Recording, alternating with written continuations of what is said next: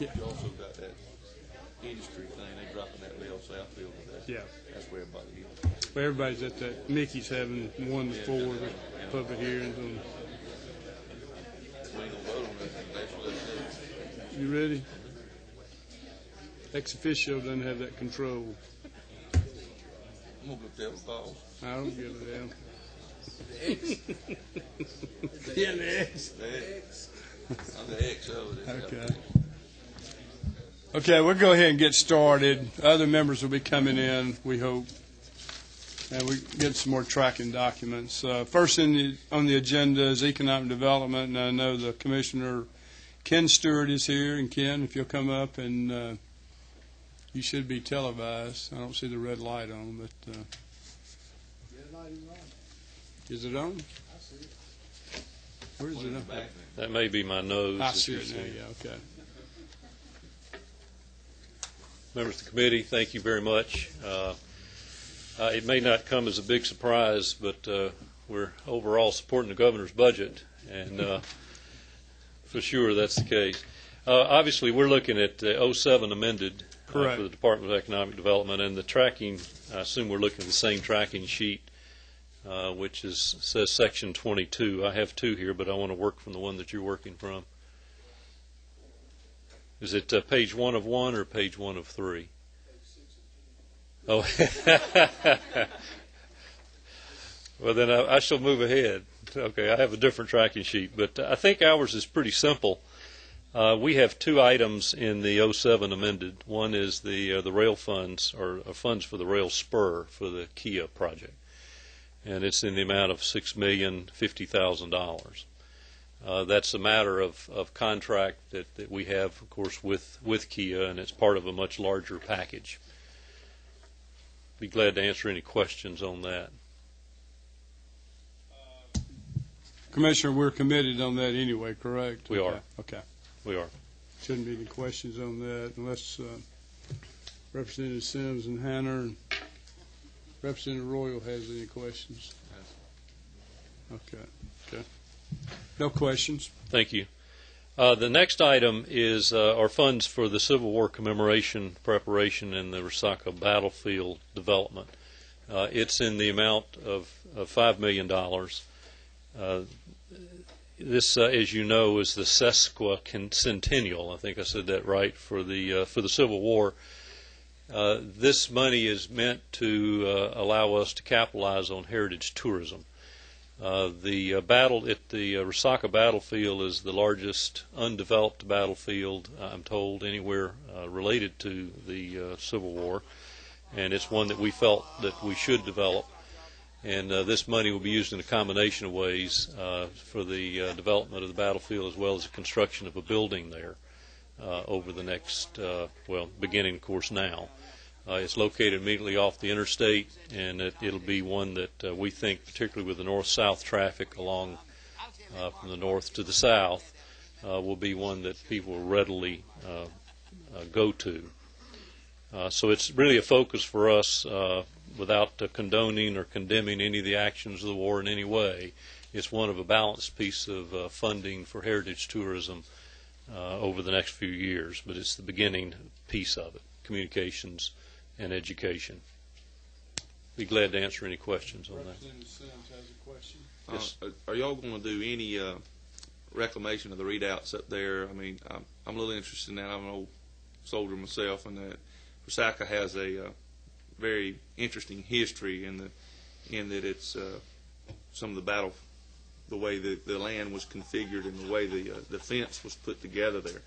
I just wondered if y'all were going to do some redoing there. You're going to do some artifact looking or anything like that down there? Dan Rowe is here that can correct me if I'm wrong about this, who runs our tourism division, but as I understand that a lot of the reclamation of artifacts over the first few layers has been pretty well picked over for a number of years, and as I understand it, the top layers there will be raised, and then further artifact reclamation will occur. Is that correct? That is correct. Thank you, Dan. Okay, is that just going to be done by the state? That just not anyone can go in there and do that, can they? I mean, that's some pretty. That is correct. I mean, the Department of Natural Resources Okay. control that very, very closely. and their historic preservation division in the state parks will make sure that people don't go into the site and remove artifacts from it. I've just to say that I've done the walk there when I was in the National Guard. My general at that time was James Davis. He had us do the March to the Sea from Chattanooga, and all the way down we studied each battle plan and went over the years. So it's really interesting. I mean, for folks that don't understand military history of the whole thing, and I was interested in the battle plan and whatever, but there's a lot of historical significance there, and it's very, very interesting because some of the ways that battle plans were laid out in Desert Storm 1 were laid out because of some of that, the way that thing was set aside. So just interesting. Thank you. Thank you. Representative Sims, when you said you were in the war, I was confused as to which one there for a minute. So. I'll be glad to answer that for you, Commissioner. Any further questions from the committee? Commissioner, we're talking about 2 cash items, correct? And That's not correct. bonded items. That's correct. Okay. Anybody else have any questions? Okay. All right. Thank you, sir. Thank you. We do have several people. Charlize Bird has something I wanted her to present to the committee. She has 2 guests. And Charlize, if you'll come up to the mic and if your guests speak, if you can be as brief as you possibly can and kind of give us a gist of it, then the handouts. If you had handouts for the other members, that would be helpful. That's correct. Do you want us to do the handouts now? Yeah, we could. Okay. Are you ready? Ready. All right. Thank you, Mr. Chairman, committee members. About 2 years ago, when I was a freshman, I attended and was invited to the Life Sciences Summit. And I was one of 3 legislators that showed up for this life science breakfast. I was rather curious to find out what biotech and life sciences was all about. And I have since had a great education. And life sciences is a combination of medicine, technology, agriculture, biofuels, and environmental management. Georgia right now is the 7th largest that has biotech. It brings in about $6.8 billion. And I believe that Georgia should move into the 21st century bioeconomy. We are primed for it. We have CDC. We have all the research. We have the Georgia Cancer Coalition. We have the American Cancer Society. We have laid the foundation for biotech to come into Georgia. Now we need to take it to the next level. It is a bold vision over the next 5 years for approximately $600 million. And right now, our competition is North Carolina, who has just allocated $65 million. Florida has allocated $310 million. South Carolina, $500 million for biotech. So it is time for us in the state of Georgia to take full and go forward with biotech. I have brought along the chairman for Georgia Biomedical Partnerships, and he will answer any questions and give you a brief overview. Thank you. Thank you, Representative Byrd, and thank you for giving me this opportunity. My name is Charlie Craig. I'm the president of the Georgia Biomedical Partnership. The chair is actually Dr. Russell Medford, who's the president and CEO of Atherogenics, just to make that point.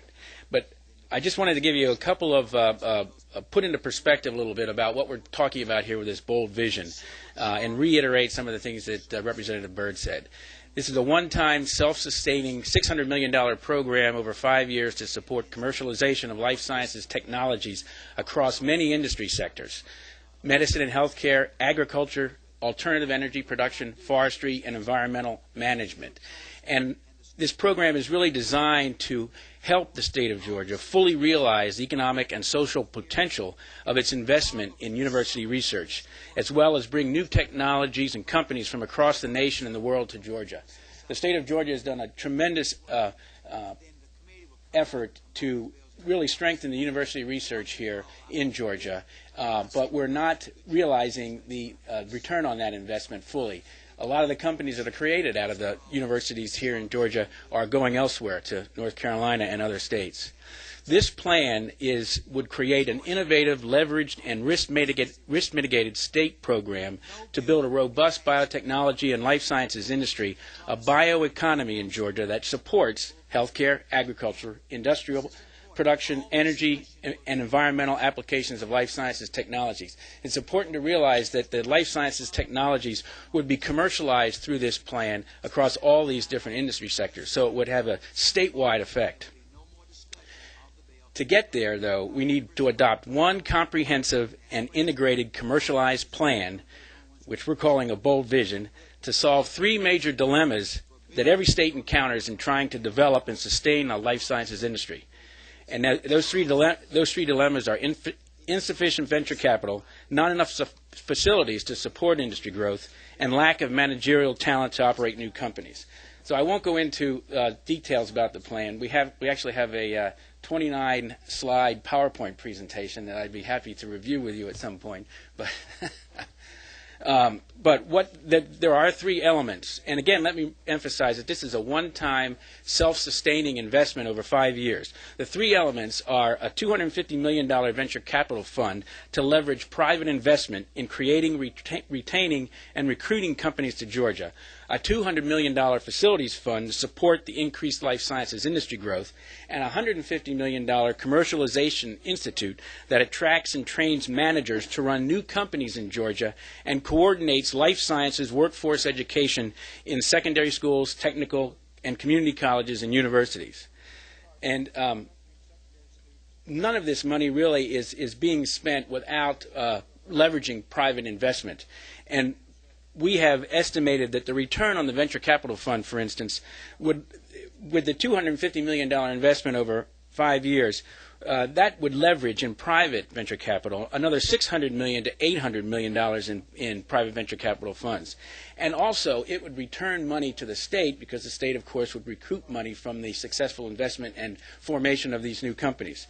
The facilities fund will return interest payment to the state on the state's investment, and a $200 million investment fund by the state should enable the fund to issue $1 billion in bonds. An estimated 25,000 to 50,000 jobs would be created over the next 20 years, and these are high-paying, rewarding jobs with average salaries of life sciences companies are $58,000 a year, and that's 50% higher than the average salary across all other industry sectors. Direct revenues from corporate and personal taxes are estimated in the range of $500 million to $1 billion over 20 years. And there would be a significant increase in federal funding of life sciences R&D. So that kind of lays out the broad overview of what we're proposing in this bold vision. And even though the numbers seem big, they're not out of line with what other states are doing, and as Representative Byrd pointed out. Were there any questions? Any questions from the committee? This was something I met with these folks yesterday about and felt like the committee needed to hear what he had to say. And Charlize, yes, sir, Mr. Forrester. What's your number? Thank you, Mr. Chairman.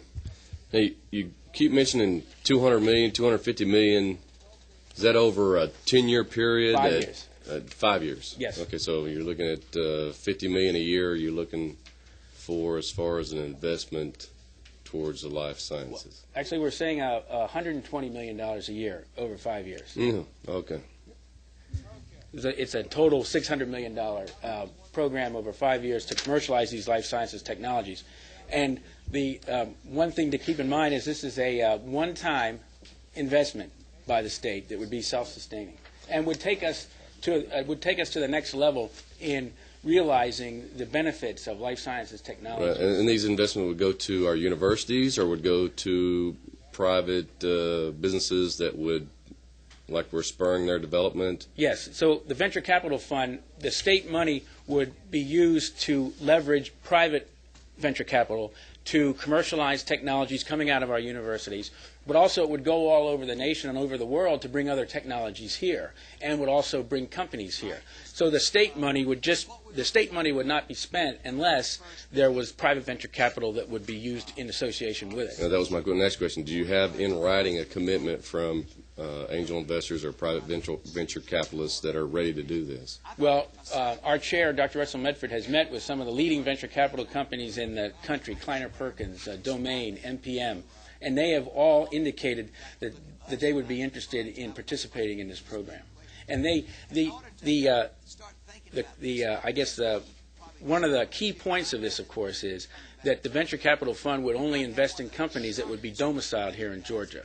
So it's where these venture capitalists understand that. They could put a company anywhere, of course, but they thought that this plan was very interesting, and they would be willing to come at some point, at least, and talk about how this would work. And their ratio would be 3-to-1, 4-to-1.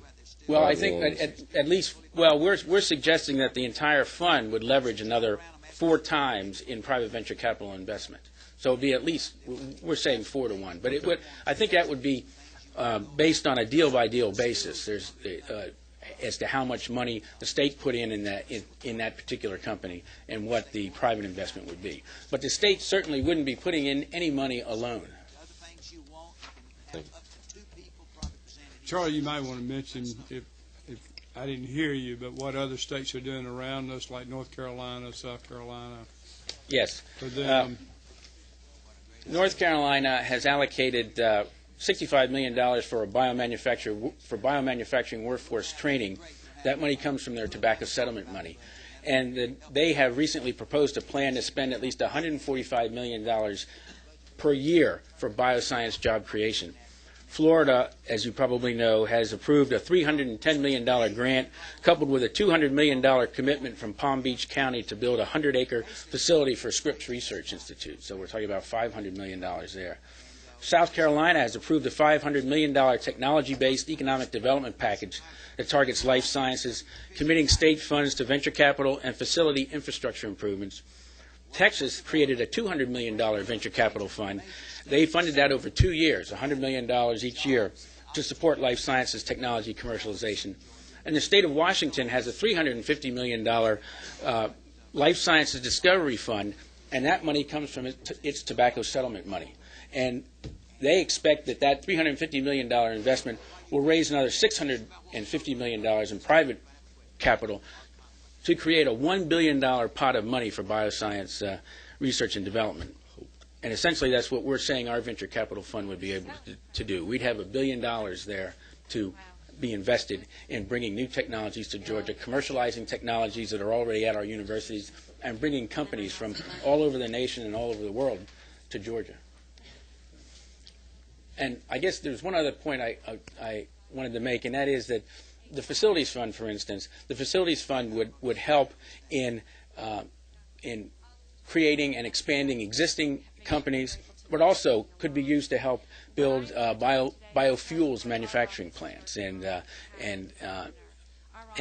just really about any kind of life sciences facility. Any further questions? You have another guest. Bill, did you want to make some comments? Come up front here where we have you on the internet. Let you introduce yourself and what bioscience company you're with. Thank you, Mr. Chairman. My name is Bill Kitchen. I'm Director of Government Affairs for UCB. It's a biotech company. It's in Smyrna with approximately 500 people in the state. I'm a member of the Georgia Biomedical Partnership, our company is. Just some other comments on the fact is that currently, as Charlie and Representative Byrd mentioned, we're spending quite a bit of funds already in training our students in these colleges and universities. And unfortunately, after their graduation, they're going to these other states that are committing a lot of funds to the bioscience industry. We feel it's time for us to capture a return of that investment in this bold vision. Yes, sir. So what is our job? Okay, I think we have another speaker on, if I can find my note. The governor's workforce development policy. Here it is. We have someone from the private sector of the Georgia Georgia Chamber Tourism Committee, Dennis Kelly. I think Dennis wanted to address us for a few minutes. And Dennis, welcome. And if you'll tell everybody who you are again and what you do. Yes, thank you, Chairman Rogers. My name is Dennis Kelly. I'm President and CEO of Zoo Atlanta. I did not bring a critter with me today. We can arrange that. But more importantly, I'm here as Chairman of the Tourism Committee of the Georgia Chamber of Commerce. The 4,000 of your 4,000 businesses in every county in Georgia. And Mr. Chairman, I'm here to talk about tourism, the number 2 industry in the state of Georgia. It's a growing industry. We're number 8 in tourism in the United States. And I simply want to send the message on behalf of the Georgia Chamber of Commerce. First, thank you for your continued investment in tourism and advertising and in getting folks to come to Georgia. It's our number 2 industry in Georgia. And number 2, express a concern that we have at the Georgia Chamber that without continued investment in tourism dollars, we're going to lose our position. Other states are investing in us. A number of neighboring states around us are investing more than we are. So we simply want to say, on behalf of all of our members, one of our members last year, the Georgia Aquarium, opened up and attracted 3.6 million visitors. We have the private infrastructure that is supporting tourism. We need the continued support of the state through our good friends at Ken's department to continue to invest in tourism. So on behalf of the Chamber of Commerce, the Georgia Chamber of Commerce, thank you for your support in the past. We need your support going in the future to remain competitive for Georgia's number 2 industry. Mr. Chairman, that's all I have. Any questions? I do have one. Are y'all directly tied into the Cyclorama as well? Y'all maintain? We at Zoo Atlanta are not. We have a close partnership. Zoo Atlanta is a public-private partnership owned by the City of Atlanta but run by a 501c3. Very successful model. It's been operating for 20 years. Who owns the Cyclorama? The City of Atlanta owns the Cyclorama, and it operates the Cyclorama at this point in time. So it's actually operated as a enterprise unit of the City of Atlanta. I know discussions are ongoing about innovative ways to manage that facility, but we do have an integrated ticket program with them, but they're under separate management. Okay. Thank you. Thank you for being with us. Thank you, sir. Okay, Dan, while I'm thinking about it, if you'll come up to the mic, Georgia Voyager magazine, are you familiar with it? I got a little handout for everybody.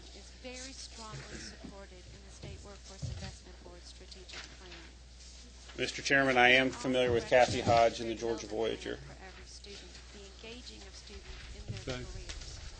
Tell me about it. The Georgia Voyager is a magazine that's produced, I believe, quarterly that really highlights, tracks folks to, the school systems, and most of the editorial content that is included in that has some tourism basis to it in terms of trying to get people out to various parts of the state, as well as to introduce people to the cultural heritage and natural areas of Georgia, and it also includes some of the scientific aspects of it, to get kids interested about traveling, kids interested about learning science and history. Okay, my understanding is they're at all the welcome centers. Is that correct? Unfortunately, they're not at all the welcome centers at this time.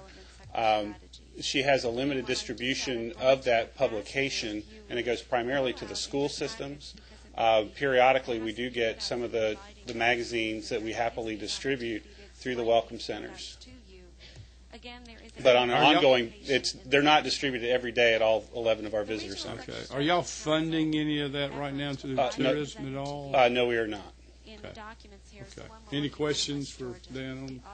I wasn't familiar with the magazine, and Kathy Hodge came to visit me and brought me some magazines and stuff, and had a budget request, so she needed some financial help. And it looks like a good product, but it is a good product, and unfortunately, it has not been one that we've been able to financially support over the last few years, because we're really our budget dollars are focused very much on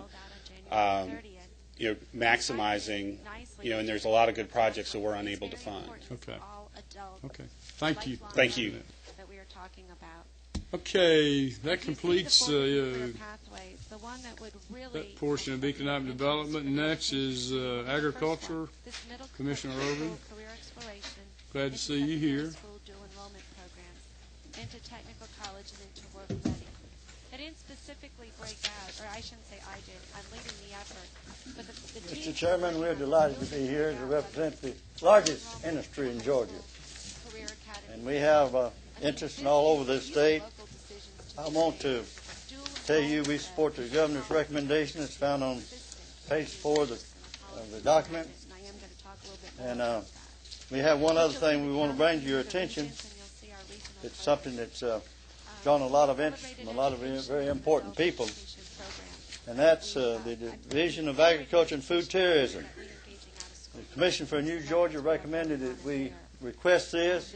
General Nesbitt of Homeland Security has also recommended that we ask for this. We're asking for $57,199 for quarterly installments.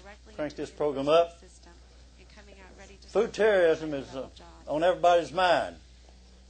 You could very easily start with, Mr. Chairman, with poultry, since it's in our area of the state, but it's vulnerable all over Georgia, and we think we need to have a program to make sure we give it all the safety that can be obtained. I've got staff here can answer any questions you might have on this proposal. We're not asking for near as much as General Nesbitt said we should ask for, but we'd like to crank it off with a maximum of 4 people, statewide, 3 people that work out in the state and 1 clerk, and we think we can crank it up and make you proud of your investment in this endeavor. A significant number of jobs are the entry level or those jobs at the bottom level. Questions? Primarily where the hatched line is primarily our focus. You are talking about the 07 amended, I assume, Commissioner, right? That's correct. Okay, so you need it in the 07. Okay. And at the top, we talk about an industry council that will be very regional and very specific to one industry. Working, and you can see we've Of course, actually developed down in my area of the state, we've got a lot of high agriculture. We do level, most of the row crops down in South Georgia. I understand that bioterrorism is a problem, but we also have a bioterrorist that's sort of ingrown down there with that tomato spotted wilt virus. Can we get us a scientist down there and let's try to fund that thing? We really need that, Commissioner. Spotted wilt virus has been devastating to our state. It's really killed our tobacco industry, which was at one time one of our major industries in Georgia. It's attacking our peanuts. It's going to attack our vegetable crops. There's been a certain amount of research done by the University of Georgia. I would support any additional funding you could give that program to try to bring it to a suitable conclusion. It's very devastating. It's millions and millions of dollars being lost there. Certainly has. Thank you.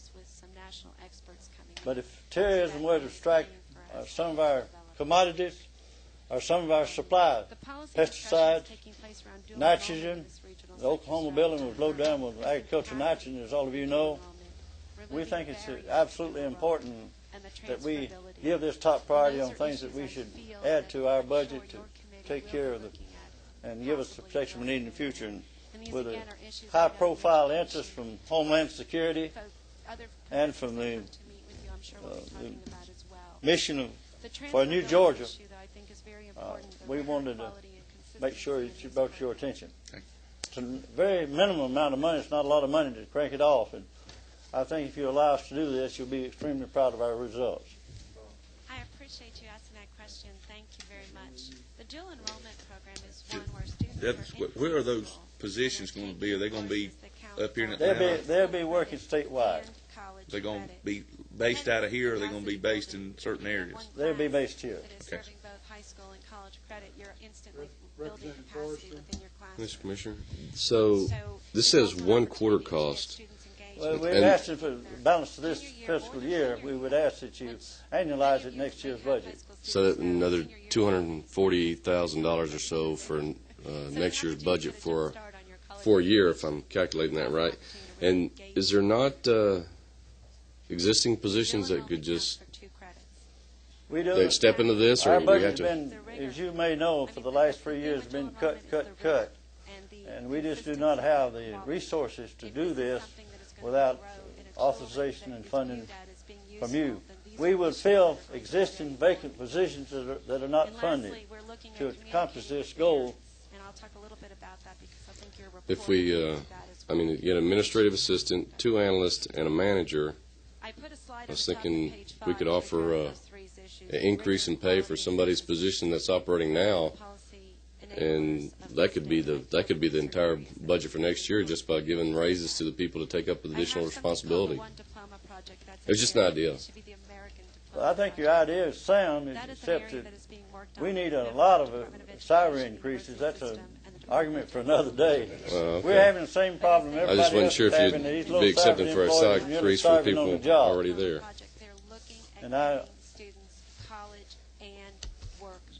North Carolina and several other states around us have such a division, and we hear it's been very successful, and we're in the hub of the South. We're a big state. We have a lot of things that's vulnerable, and we want to give it all the protection that we can. Commissioner, when you're talking about it, what are you doing? Plan on hiring people that are trained in law enforcement and carry weapons, and we would like to. We take a lot of training for specific authorization here, but I don't think it. I think they got to be technically trained to fill this particular job, to deal with the vast different things that we've tried to take, everything from animal life to pesticides and herbicides and insecticides and the plant life, and all of these areas. It'd be a very complex job. The person would be what we call a manager 3. That's a starting salary of around $40,000, $42,000 a year, minimum salary. And we would hope that we would be able to, later on, to move them up and pay them a little more. But we're willing to start kind of at the base level, so we will not have to ask you for the amount of money that you use, lack of funding, as an excuse not to help us. Any other questions? I have a couple, Commissioner. I want to ask. Back in October, you wrote a letter criticizing the General Assembly with a lack of support for your employees. And I was disappointed to see that letter, and I wanted you to explain it to me, and not to put you on the spot. I don't believe I singled out the legislature. I criticized the systems, not recognizing the fact that we got employees, thousands of them, that are making starvation wages. It said you were frustrated with the Georgia General Assembly with their lack of support, and I've always tried to support you. You have, and I thank you for that. So you weren't directing it toward me, then? No, certainly not directed it towards anyone. I brought this to the governor's attention twice. It does say the governor as well. Okay. Yeah, I understand how the budget is developed, and I thought this year there was enough surplus money if salaries were given some priority, we could get some decent salaries. Mm-hmm. You know, we always get pegged behind education. Education gets the cost of living and a 3%. Our employees will only get 3%. And we went one year and then got 0. And if you're not aware of it, we need to find some way to make you aware of how critical it is to hire good people and be able to keep them on the job once you get them trained to do the job that needs to be done.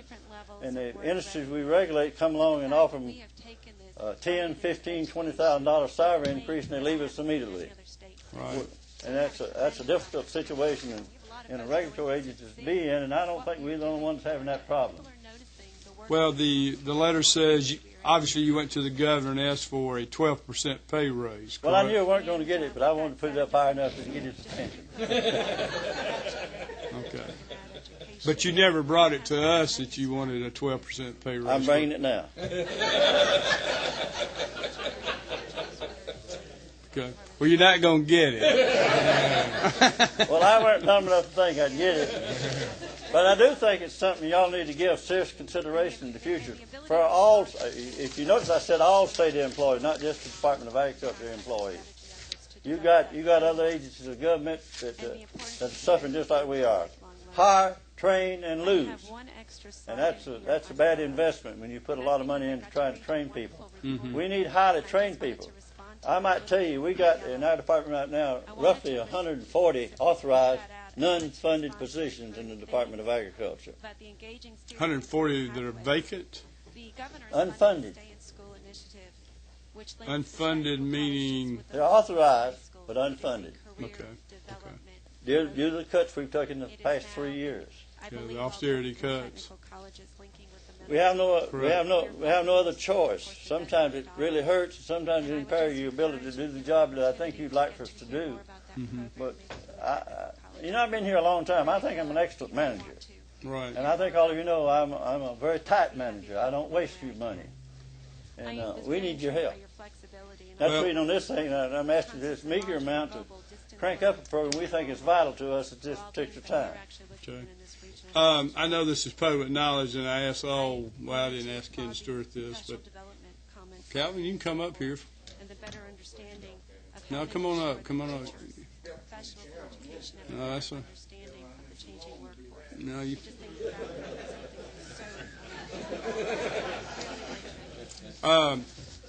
What is the salary of the Ag Commissioner? What do you make now, Commissioner, with benefits? I make far less than most of the governor's appointees.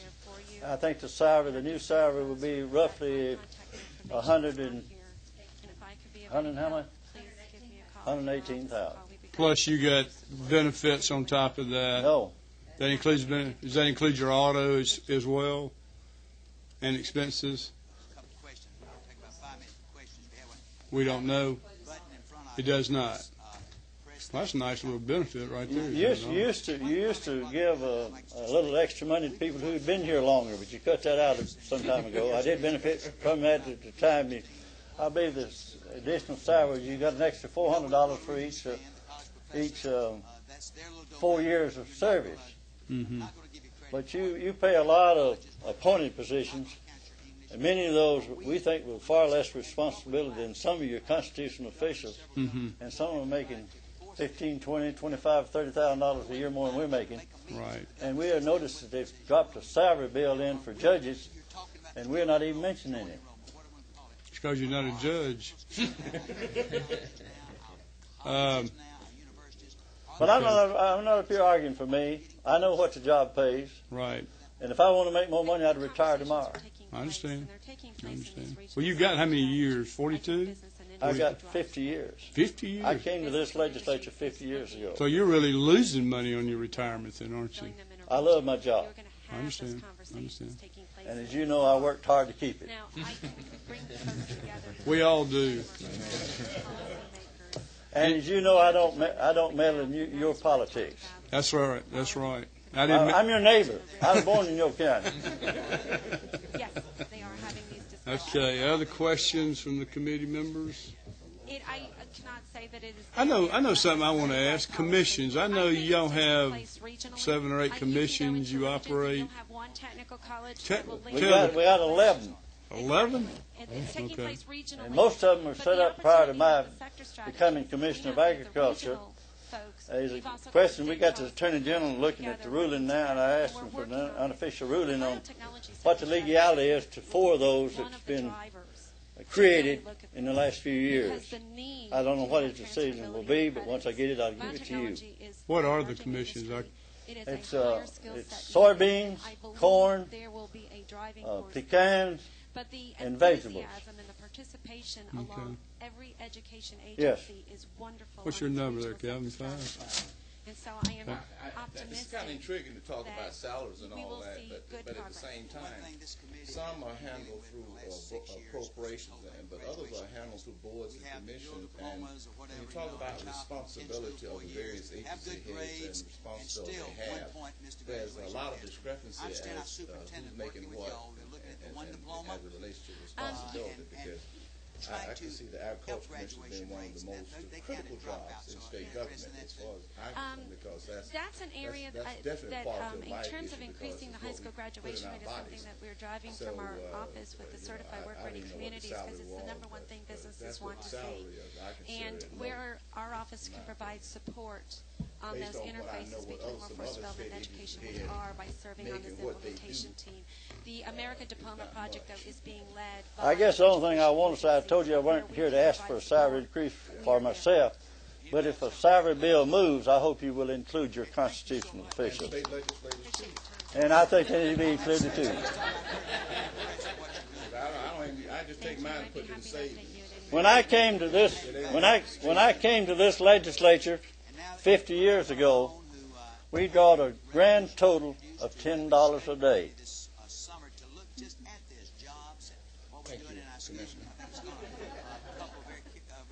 That's been a long time ago.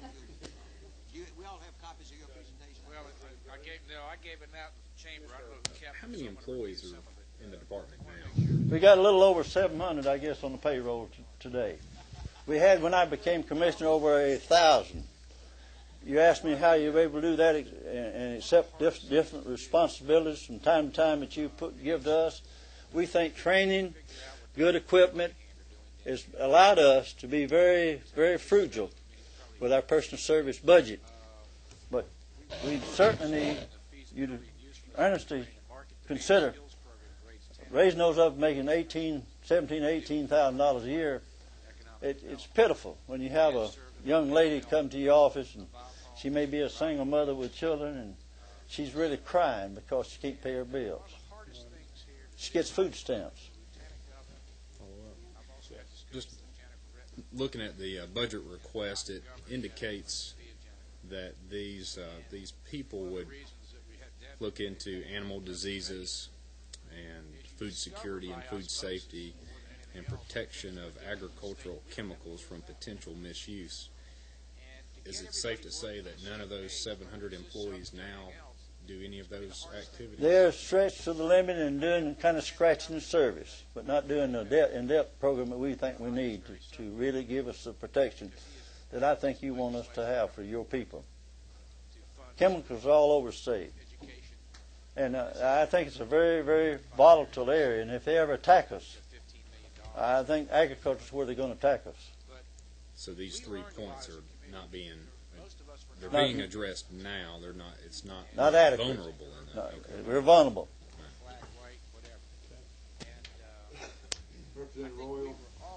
Commissioner, do you regulate the crop dusting industry in the state of Georgia? I license them, yes. Is there any continuing ed requirements for these in the handling of the pesticides and the chemicals they use? They're required to get a training to get the license. How often? I don't know where it's as in-depth as you'd like for it to be or not. If it isn't, I'll look into it. I'd certainly like to talk to you more on that. I'd be delighted to hear from you. I know. We get, if they spray herbicides and get into streams, we jump right on that. And I've had some people to get awful mad at me because we've tried to enforce that law as we think it should be enforced. But, you know, you can't make everybody happy when you got laws in your books that you have to enforce. And we got a lot of them. Talking about laws to enforce, you know, you and I have had discussions on treated wood samples, and I wanted to see where you are on it. Well, I met with the individual that you asked me to meet with, and as far as I know, we've satisfied that issue. But if it's still lingering, let me know. Well, let me ask you, is this subject to the Open Records Act? Do you know if it is or not? Or everything we do is subject to Open Records Act. It is open? Yes. Okay. Mr. Commissioner, I know that there's several different types of techniques out there involved as far as seed testing and everything goes. There's newer methods than somewhat than your department uses now. Have you thought about updating and changing the methods and all, and where are you going to Well, to there's go 2 laws been dropped in the hopper this week dealing with seed laws, and we at the proper time we get before the Agriculture Committee, we most likely going to oppose both of those laws because we think it takes away from the agency of government to make sure you get good quality seed. If you lose a crop because of bad seed, you lose it for a year. And they want to have a self-policing program as we interpret that legislation, and that just won't work when you have to enforce it. If they put bad seed out there, we have the right to stop them from selling it. Okay. And we got a good seed law. And we update it from time to time, and from time to time it may need further updating. But I think today we got an excellent seed law, and that protects your farmers. That makes sure when they plant those seeds, they're going to be able to harvest the crop from that particular seed. And I appreciate that too as well, because when I plant my crop, I want the seed to come up as well. I guess my question was more into as far as the new technologies that's out there today, as far as with your seed testing and all this that goes on. Y'all been reasonably good to us in the past years, allow us to have adequate seed labs. With what we call the department where we sprout the seed. There's got another one. Germinator chamber, and we got one in Tifton. Yes, sir. And as you know, I've talked to you, and I'm going to talk to you when I come back to this committee about another project in Tifton that yes, we understand you may have a lot of interest in. We're mindful of moving some of our facilities out of Atlanta and moving them to South Georgia, and we think that you'll like our package when we get it together. And but we didn't come prepared to present that to you today. We're going to present that to you when you invite us back. Thank you.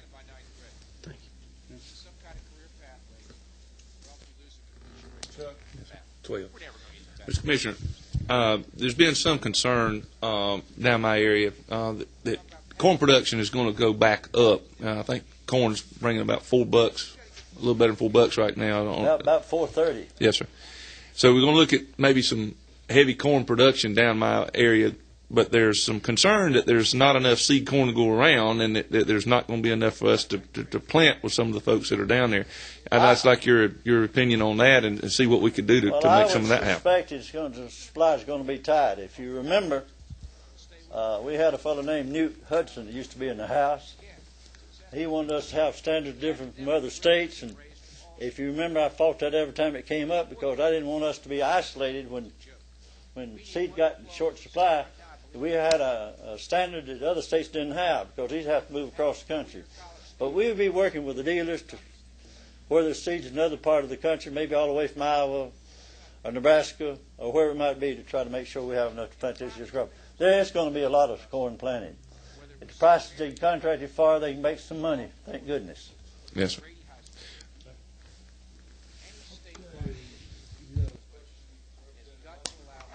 Thank you, Mr. Chairman. Mr. Commissioner, I appreciate you being here today. Over the years, the legislature, the governor's office, different state agencies have put things into your agency for you to do or manage or look over, from everything from seed crops to gasoline. Is there anything that we have asked your agency to do that is kind of ludicrous that your agency actually does it, and that burden could be moved out of there to free up some of your funds or employees for something else? We're going to ask you to repeal some laws that we think needs to be repealed.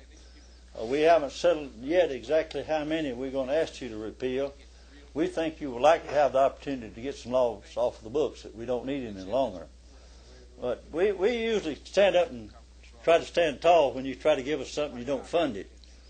We got a lot of things that have nothing to do with agriculture.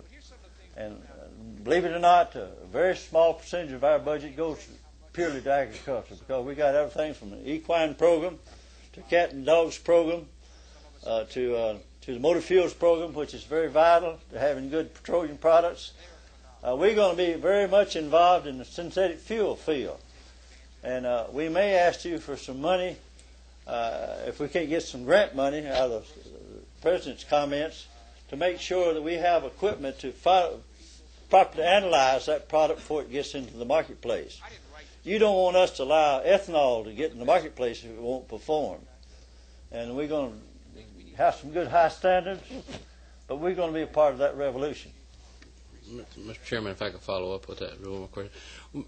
Mr. Commissioner, during that process while you're evaluating all your programs, is there any way you could keep us abreast? If you run into something, you said, this particular department or this job would be better served if it was handled by a different agency and be more cost efficient for the state of Georgia, provide better benefits for taxpayers. Would you please let us know about that as you're going through the process? Usually it falls in the other direction. The legislature usually wants us to get some things that other agencies has and move them over to us. Well, I think that's been the case over the years. That's why I'm asking the reverse today, sir. So I appreciate it, Mr. Commissioner. Thank you. Thank you very much. Yes, sir. Thank you, Commissioner. Thank you, Good Mr. job. Chairman. I appreciate having this opportunity. I hope I answered all your questions. You did. Got into some areas that I didn't anticipate today, but think of some more when I come back, because I'm going to have a lot longer list I want to talk to you about when I come back. Thank you very much. We'll see you next week. Thank you. Thank you. Okay, next is Community Affairs, Commissioner Mike Beatty.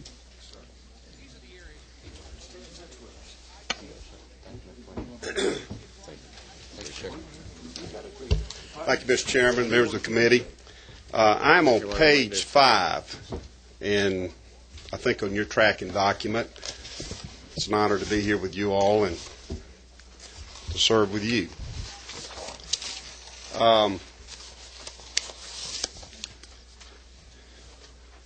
If you look at 16.3 on coordinated planning, as you all know, we've got our census coming up 2010. And we all know how important that is to all of us as far as federal programs and funding and, congressional seats. And what we have there for an 18-month period, the Department of Community Affairs, before I arrived, did this back in the year 2000, had almost an 80% participation with the local community. So it's very important to get those numbers right. So OPB very kindly asked us to do that again. So that will be an 18-month program. So you see that 1,311,000, and that is, as you can read there, 2 time-limited positions and funds and contracts to get that done the right way. And we are dedicated to doing that the right way, because we know how important that is to our state. So that we'll have some overlap, I think, Rick, in the next budget, or Phil, in the next budget, so for the total there. So that's what that's all about. And 16.8 is our regional services, and that is the Ag Liaison, Donnie Smith, was moved during the budget process last year to us, and that's just adding an assistance, some travel, and some other funds there to work with Donnie. Donnie works with our Rural Development Council, and of course, agriculture related, does the event up here and travels throughout the state. I think a lot of y'all know Donnie is really a top flight guy. Of course, the 300,000, we all know about the different LRAs. That's 16.13 on the State Economic Development Program. I'm a member of the Fort McPherson LRA, the Fort Gillum, the Naval School, and that's planning money, which is really needed to work with the different municipalities of $300,000. And I've had 3 meetings with those groups. We'll have my 3rd one on Friday, so that's moving along well, and that's what that is all about. 16.13, of course, that's to provide funds to the West Point Development Authority for the KIA project, which Ken mentioned, Commissioner Department of Economic Development mentioned early on, so that flows through us. Also, I know we've got some great folks from GFA. I'm on that board, and as you all know, at 16.14 there is to establish grant funds. You can read that for the preservation and protection of Georgia's critical essential watersheds and wildlife habitats. A great program, got a great council, and GFA is just a tremendous authority. I know Greg is here. If y'all have got questions, we can talk about that. And also, Greg, is 16.14 to provide funds. That's $1 million for incentive grants for the reuse of treated wastewater, which is very key. So, that will flow through us to GFA. And that's it. If there's some questions, I'd be glad to entertain those, Mr. Chairman. Okay. Anybody have any questions? What are you, Chuck? 12? Yes, sir. Mike, just to comment on those community service grants that we're giving out. How much leeway, how much oversight do you guys do in looking to make sure that money is spent on what it's supposed to be spent on, rather than something else? Or getting deferred. Do you guys do much of that, or as just an interest? I'm just an interested party in that. Community development block grants, or we're talking about LAGs or legislative assistance grants. Yes, legislative assistance grants, but either one, any of them, any of those kind of grants. Do you guys get to watch and see? Do you have that oversight? Do you get to do that? Is it? Certainly, of course, we work with the Department of Audits on that, and we do spend a lot of time working with different communities to be sure those funds have to, legally have to be spent in a certain way, and we do spend quite a bit of time with that. Of course, the local folks working with the legislature, and of course the Community Development Block Grant, which is a federal program, those are highly audited. All of those are audited. So yes, sir, we really feel like we do a good job working with the local communities to be sure that those dollars are spent right. Tax credit, all those different programs that we work with. On the CHIP grants themselves, and I think you know what I'm talking about, the local housing assistance down there. We've been finding out that there's been some issues where the repair or the assistance that's been given is not, you got bad roofs, and the folks that they went in to fix, there really weren't very good workmanship involved in that. Sure. I was wondering how, what those folks have. There's not very much. I get complaints coming in the office, and we call and trying to get things worked out for them. Is there any way that they can, other than legal, some kind of legal activity? Most of these folks don't have the money to hire an attorney to sue somebody for messing up their house. Right. Is there something that you guys can do about that? I just wondered. I don't know. Well, certainly, yes. There is, yes. If they would get back with us and working through those local community leaders there, the mayor, the council, to be sure that work's done right. And if they'll call us directly, if we've got some issues like that, we'll get a team of folks on the spot. Thank you. To work with that. Yes, sir. Commissioner, where yes, sir. On your rural economic development position? Yes, sir. Where will they be located? In Tifton. Yes, sir. Yes, sir. Commissioner, where are these tobacco funds used? You got quite a few dollars allocated there. How are you using tobacco funds? Of course, that's through our One Georgia. That's all One Georgia dollars? Yes, sir. We've got our equity awards coming up. We just went through. That's Equity and Edge and all of that. So yes, Thank sir. you, sir. Yes, sir. I just went through that with you. That's right. One other question. Yes, sir. Didn't you say you had somebody here that could maybe flesh out this $50 million in the governor's land conservation program? Just Absolutely. Tell us a little bit about that. This is Greg Mason. Greg is acting director of GFA and someone I've worked with a long time. Does a great job. Thank you, sir. Go ahead. Members of the committee. Specifically, the $50 million will be used to establish grant funds to acquire very sensitive land that has what we call statewide significance, critical watersheds and wildlife. This is designed to be a ready source of capital when properties become available for that purpose.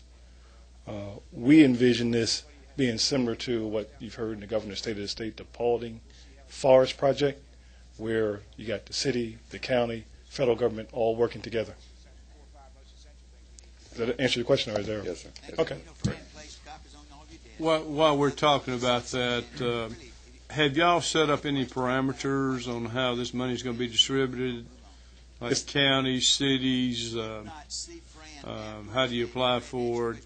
Is it based on a need as far as green space or environmentally sensitive?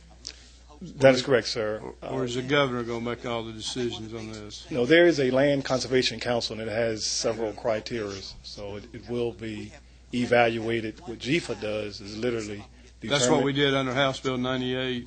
That is correct. Okay. All right. Any other questions? Anybody? Okay, thank y'all.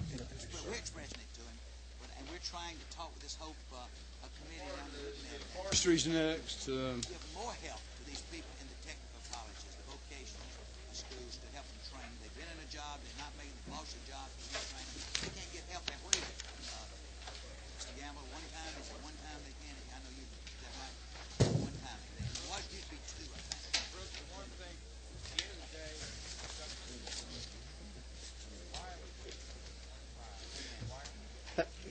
Good afternoon. I'm Robert Ferris, the interim director with the Georgia Forestry Commission.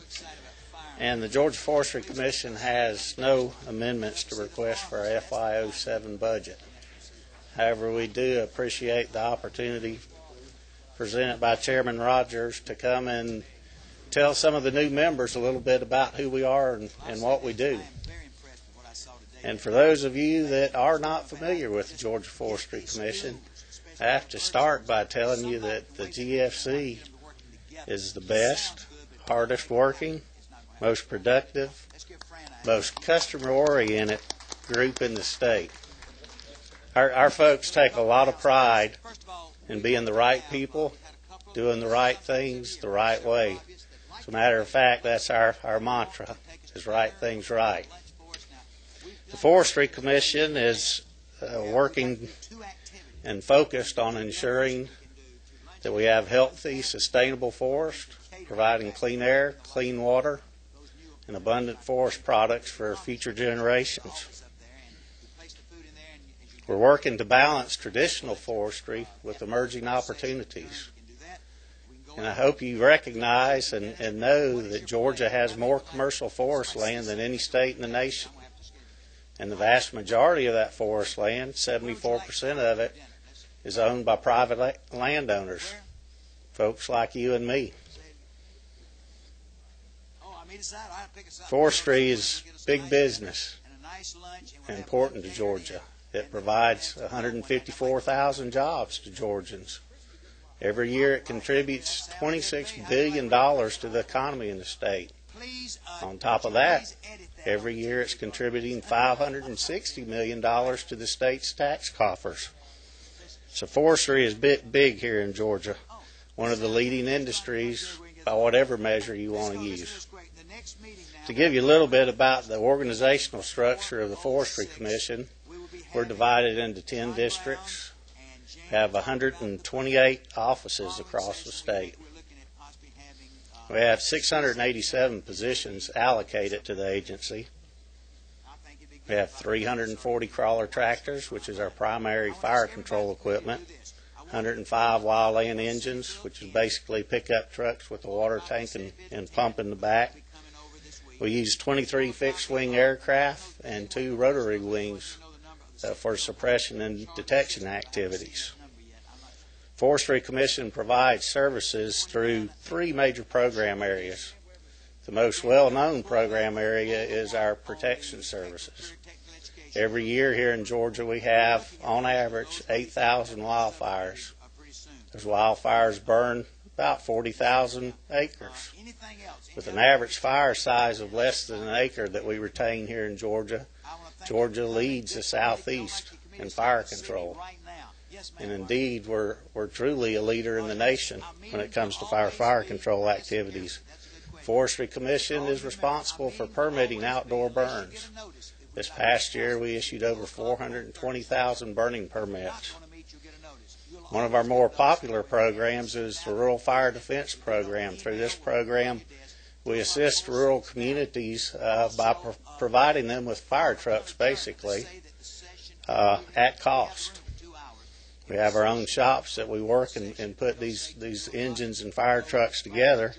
And right now we have over 1,200 pieces of equipment in 800 fire stations across the state. It's a great cooperative effort. We assist the fire departments with their structural capabilities, and they assist us on wildland fires. Another important service that we provide is pre-suppression fire breaks for prescribed burning. This past year we plowed 40,000 miles of pre-suppression fire breaks. Think about sitting in a hard tractor seat and driving 40,000 miles. Add those miles to what we plow on wildfires. Our folks have sat in those tractors and drove the equivalent of twice the circumference of the earth. Second major program area is forest management. We provide technical assistance to landowners. We assisted right at 6,000 landowners last year with management advice. We manage our state-owned forest lands. We're responsible for administering and handling the sales of timber on all other agency lands. We administer technical assistance through federal cost share programs. We have a forest health program that we aggressively trap and monitor threats to our forests through a growing number of insects and diseases. On top of the southern pine beetle and gypsy moth, which we've been trapping, and anybody familiar with forestry is familiar with those pests, we've got some new things coming into the state. Some of you are familiar with the hemlock woolly adelgid of North Georgia. We're working with the University of Georgia in developing biological control labs to address that problem. Those from the coast may be familiar with the red bay ambrosia beetle. We recently accomplished a demonstration project down on Jekyll Island trying to get a handle on this pest. Those from the South Georgia, I hope, are familiar with Kogan grass, terrible, noxious, invasive species. We're working with Department of Agriculture and APHIS to stomp that critter out before it gets across the state line. It's tearing up Florida and Alabama. We're not going to let it come in Georgia. We've got a forest marketing and utilization program. We support and facilitate marketing and utilization of both traditional and non-traditional forest products. We do this with our forest inventory analysis data. We put out a wood using industry survey, forest products directory.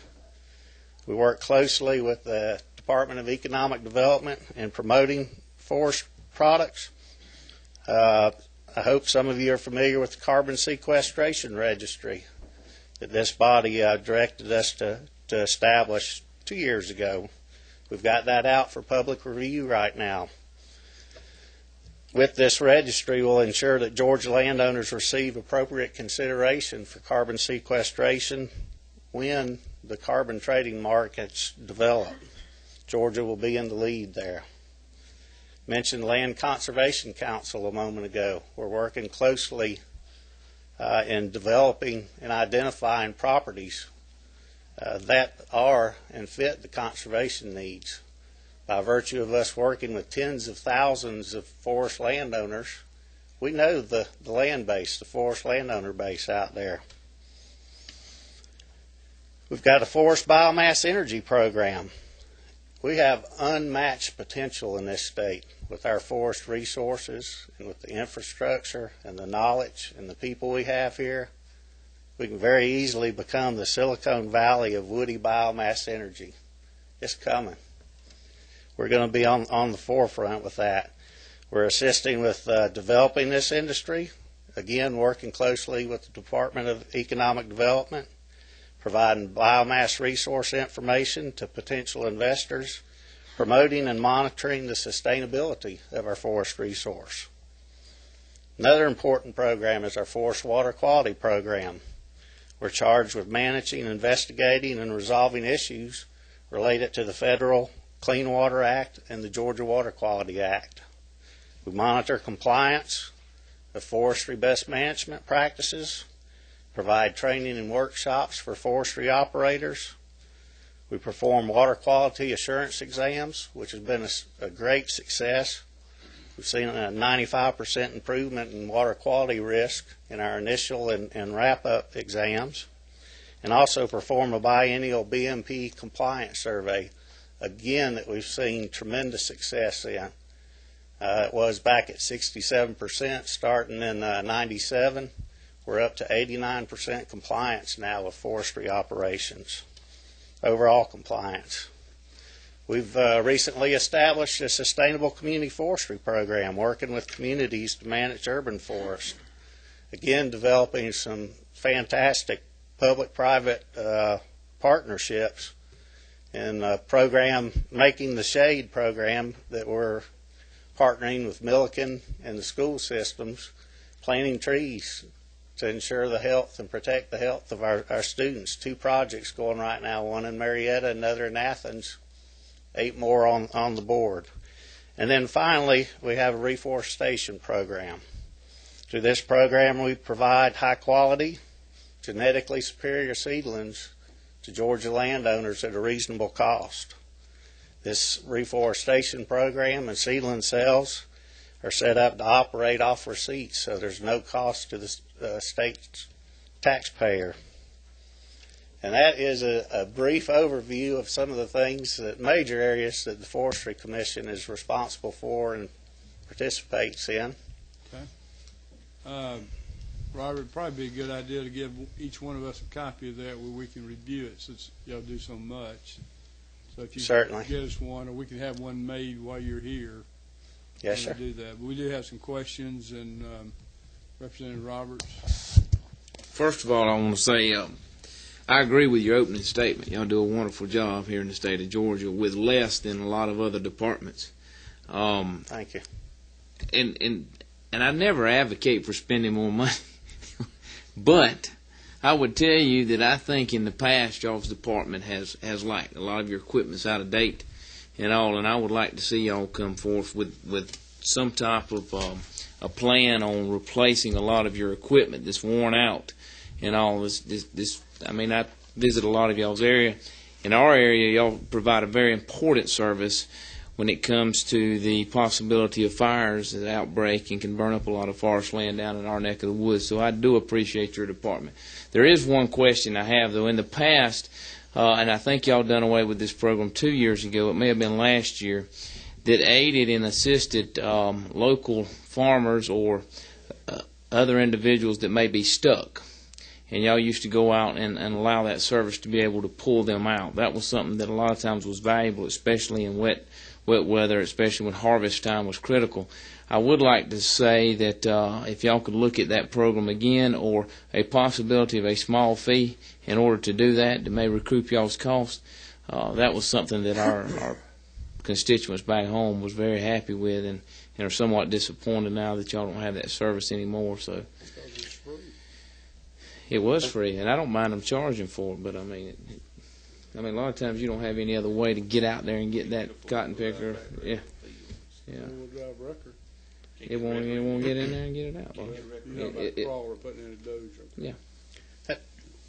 Yes, sir. I don't mean to argue with my chairman.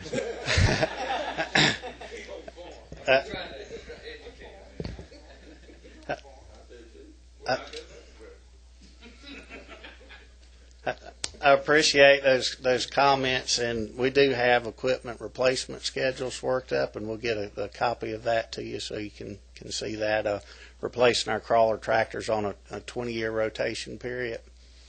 And we're making some headway with that, thanks to bond monies allocated this past year and some proposed this year that we hope to keep in there.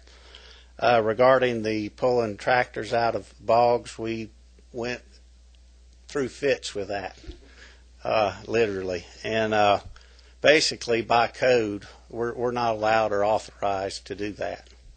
And, of course, our concern is the liability involved with doing something that's outside of our mandate. So our position on that is that it would require a change in code to authorize us to perform that service.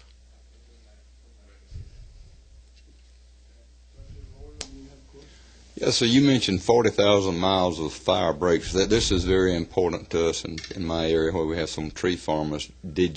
Were you able to respond to all the requests for the plowing of fire breaks this year? Yes, sir. We've made some changes down in your neck of the woods this past year, and that is the busiest district for plowing breaks. And what we do is move folks in from outside areas. I mentioned we have 340 crawler tractors, and we'll send strike teams of tractors, maybe from several counties up to help other counties get caught up. So that's the practice we use to try and address all the demands. We do have a very difficult time providing all those breaks within the time frames that they're requested. Being the area you're from, you're very familiar with prescribed burning. There's very specific weather conditions and windows that you can perform that burn in, and it's tough to get 40,000 miles of breaks in that narrow window. I measure your successes by my number of phone calls, and I didn't get any this year. So you did a good job. I appreciate that. We did make a number of changes in that area. Representative Sam. Couple of things. My forester has been really interested in a project out in Mississippi that he thinks it's going to be a very big industry growth with pulpwood, and using this compressed type material with a type of glue that are putting boards together in large ways. He brought that to my attention a couple of times on that. I just wondered if your department is still seeking some of that influence, maybe to bring that kind of industry here to Georgia, maybe even to the department. And my other comment would be that there's a lot of tree trash that's out there that a lot of the industry down my way is using to fire their boilers and stuff. And I just wondered if you could make it more well known to farmers, especially tree farmers and people that are cutting those trees and are doing their either their thinning or either they're clear cutting the property, to let those folks know that might be an industry that would be interested in their trash in order to fire those boilers. It would mean more to that landowner for that. Just your comments on that. Yes, sir. Regarding the compressed wood product, we have spoke with some of those folks and did not locate in Georgia. However, we're still pursuing and would love to get additional industries in. Regarding the slash from harvesting operations, we do have a tremendous amount of logging / wood waste out there. Some of our studies have indicated 18.2 million tons of that every year. And we're looking for ways to utilize that in energy production, both in wood boilers. Another option is the wood pellets for energy. A plant just recently announced opening in Appling County, breaking ground February. And then, of course, in the ethanol production. Yes. Tremendous potential in the state. Thank you. Got off a little bit track there, Robert. One of the things you and I talked about was the new equipment that you're going to be upgrading, and I talked to you about the what kind of cages do you call them to protect environmental cabs for our environmental crawlers. cabs. Talking to a lot of your employees, the drivers, or I've seen them flip down mountains to the bottom of the mountains and not that the cage would help them, but in hot times and running into hornets' nests and yellow jackets and things of that nature. And my understanding is they have to custom make your dozers now because most of them have the cabs already built to them. Isn't that correct? Correct. We get a forestry package on our crawlers specifically made to. Will you go ahead and get us some information on that and let us review it if you don't mind? And I know we can't do them all, but maybe we can start graduating that. Yes, sir. We'll certainly get some detailed information up to you on that. But we have looked at this over the past several years, actually. Average cost is about $10,000 for environmental cab. It's going to run about $500 a year additional in regular operating maintenance to maintain those cabs. For our entire fleet, you're talking about $3.4 million right. They're around. But that's not possible because you can't retrofit the environmental cabs to a lot of our older tractors. But in certain areas, like in Chuck Sims' area or Richard Roy's area, where it's thick and drought situations, and whether they're snake infested, whether they're bee infested, I think it's a safety issue. And I know a lot of your guys have gotten hurt driving these units if they hit a rock, like in the mountain areas, and hit a rock and it throws them and they go down 500 or 600 feet, flipping upside down. And I personally have seen that, and it's not a pleasant sight to see. The other thing I was going to mention, I didn't mention to you the other day, tires. The trucks you're running, the pumper trucks, my understanding is most of the tires are not new tires, they're recap tires. Is that correct? Yes, sir. Again, we're kind of hamstrung with code and requirements to utilize those retread tires. The on our GVW, you go out and load it. What's the GVW on those pumpers? I know you got different size, but when you're sitting there waiting, these tires, these recaps, and these guys are going down the road, those recaps blow much quicker and are very unsafe. You don't run them on the front of the trucks, do you? No, sir, not on the steering axles, on rear only. Okay. I'd like to look at some of that, too. And you said the code needs to be changed for that? Actually, yes, Georgia requires us to use recaps, retread tires. Even on a loaded down truck with water on it? Yes, sir. Okay. You need to do that too. We can pull Yeah, that. I'm sorry. Be glad to get that information up for you as well. Okay, if you would. Okay. Yes, sir. Any other questions? Okay, thank you. Good job. Thank you. If we can get a Appreciate it. copy of your remarks and we can get them printed off. Appreciate the opportunity.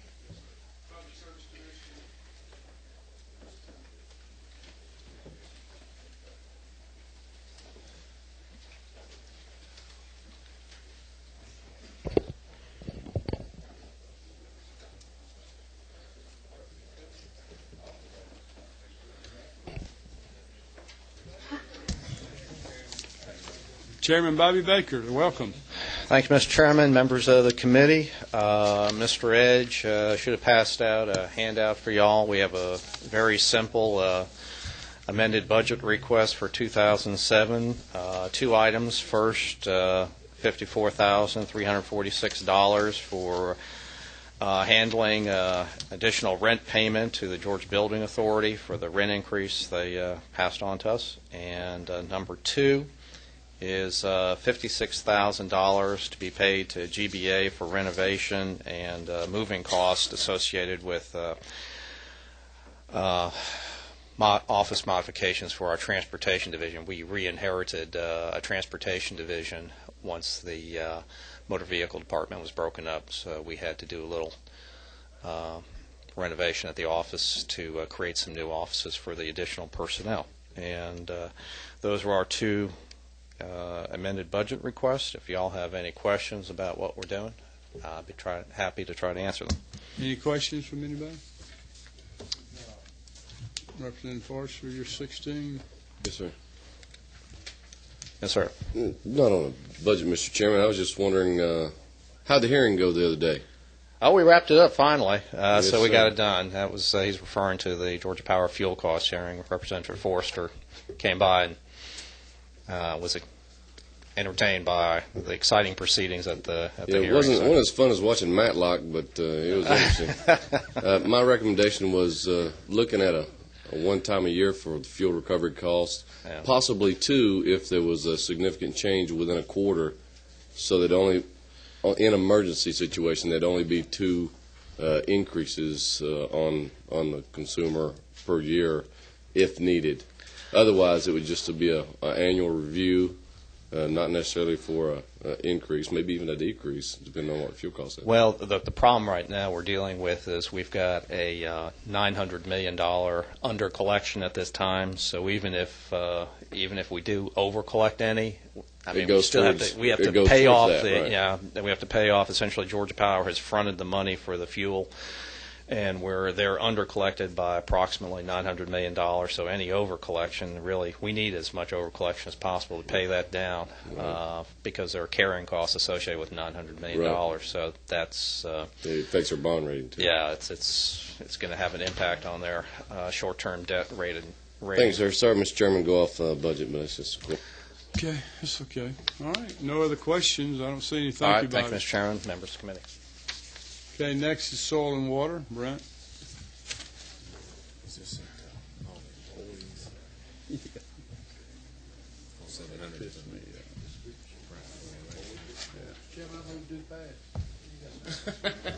We're just listening to testimony right now. No changes, Mr. Chairman, have been proposed. Appreciate the opportunity to be with you. We've been busy putting on agricultural water meters on the coast and getting people certified for erosion and sediment control for the last 6 months. So everything seems to be working fine. Be glad to take any questions if you have any. Anybody have any questions? All right, Richard. How's this water metering project coming along with you? It's going good, Representative. We have a little over 4,000 already on through fiscal year 06. We'll look to anticipate somewhere between 1,700 and 2,000 being put on during fiscal year 07 along the coast. We're still bidding that work out. Private vendors bid to put the meters on. It seems to be going pretty well. We have about, I think, 13 different qualified bidders that are bidding. Are you actually collecting data now from these? Yes, sir. We just completed, actually, the Georgia Forestry Commission is under contract with our agency, the Soil and Water Commission, to read them, and they just read the first 4,000. They're finished that up, and we should have those results by the end of this month. So we'll soon know how the water usage is in line with the projections made by EPD yes, in the sir. past. Of course, it was a dry year this past year, and one thing we try to make people aware of, yes, sir, is that water use is a long-use trend. There's ups and downs, but yes, sir, this will be our second year of water reading. The most meters would have been read this past year. Yes, sir. Good. Any other questions? Okay. Thank you, Brent. Thank you, sir. Sorry you had to wait a little while. No problem. Comments from the committee? If not, we stand adjourned. Thank you for being here. Thank you, Calvin, for being here.